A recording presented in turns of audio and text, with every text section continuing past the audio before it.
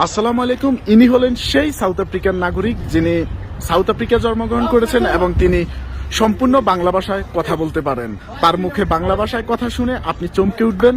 আপনার বিশ্বাসই হবে না যে এই মানুষটা সাউথ আফ্রিকায় জন্মগ্রহণ করেছেন।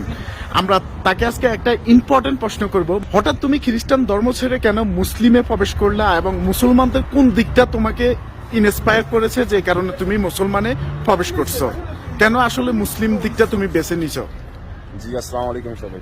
আচ্ছা, এমনি প্রশ্ন হলো কি, মানে আমি কিভাবে মুসলমান হয়েছি। মানে শুনেন, ধর্ম অনেক মেলা ধর্ম আছে, হিন্দু আছে, খ্রিস্টান আছে, মুসলমান আছে। আমাকে মুসলমানের মধ্যে অনেক পথের মুসলমান আছে, ঠিক আছে।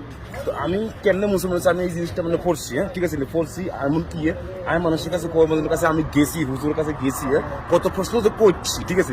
আমি প্রশ্ন করি, জানতে জানতে জানতে কত হিন্দু ধর্মে তারা কিভাবে চলে, মুসলমান ধর্ম কিভাবে চলে, আমরা খ্রিস্টানরা কিভাবে চলে, ঠিক আছে।